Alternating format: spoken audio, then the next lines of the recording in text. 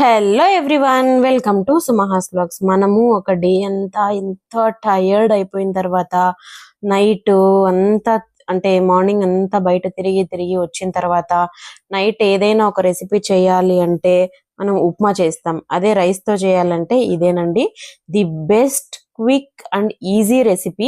మేము చిన్నప్పుడు ఎక్కడైనా ఊరికి వెళ్ళొచ్చి ఫ్యామిలీ నలుగురము వచ్చేటప్పుడు యాక్చువల్లీ అంత హోటల్స్ అవైలబిలిటీ ఉండేది కాదనమాట మేము ఉన్న ఊర్లో. మా అమ్మ ఏం చేయాలి అంటే గో టు రెసిపీ, నేను మా అక్క చెప్పేది ఇదే రెసిపీ అండి. అదే ఈ రెసిపీ ఏంటి అంటే ఉల్లిపాయ టమాటా చిత్రాన్నం అన్నమాట.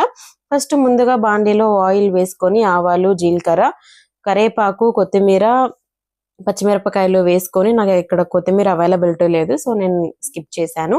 ఉల్లిపాయలు మాత్రం తరగడంలో కూడా రుచి అంటే ఇదే ఎగ్జాంపుల్ అన్నమాట. చిన్న చిన్నగా దరుక్కుంటే మీకు రుచి రాదండి. ఈ చిత్రాన్నము పెద్ద పెద్దగా మాత్రమే దరుక్కోవాలి, అప్పుడు మనకి ఈ చిత్రాన్నంలో ఉల్లిపాయ రుచి తెలుస్తుంది. పొడుగ్గా దరుక్కొని అవి వేసి కొంచెం ఒక హాఫ్ ఫ్రై అయిన తర్వాత అందులో పసుపు ఉప్పు వేసుకొని ఇంకా కంప్లీట్ ఫ్రై చేసుకొని, ఇక టమాటోలు చిన్న చిన్నగా కట్ చేసే ఓపిక లేకపోయింది నాకు. నేను చాలా చాలా టైర్డ్ అయిపోయాను. ఆఫీస్ వర్క్ అంతా ఎక్కువ ఉండింది నాకు. నేను చాలా టైర్డ్ అయిపోయినా. నేను ఇది కుక్ చేసింది ఆల్మోస్ట్ నైట్ 9-9:30 అయింది.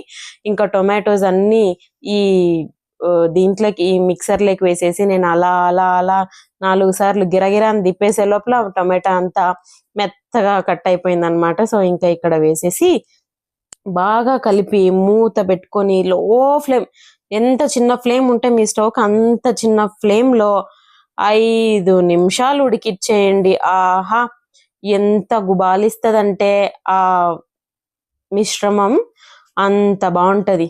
చూసారా ఎంత అద్భుతంగా ఉంటుందో. సో ఇంకా మనం అన్నం కూడా చేసి పెట్టుకోవాలి పక్కన. అన్నం కూడా అయిపోయింది నాకు.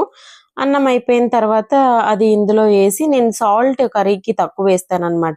ఎందుకంటే ఎక్కువ వేసేస్తే ఉల్లిపాయలు అవన్నీ సాల్టీ సాల్టీ అనిపిస్తుంది రైస్ తినేటప్పుడు. మేము రైస్ లో సాల్ట్ వేయకుండా ఉడికిస్తాము. సో అందుకని రైస్ వేసి మిక్స్ చేసేటప్పుడు సాల్ట్ యాడ్ చేస్తాను. మీరు ఇన్ కేస్ రైస్ లో సాల్ట్ వేస్తే మాత్రం రైస్ లో ఇది కలిపేటప్పుడు సాల్ట్ స్కిప్ చేయండి.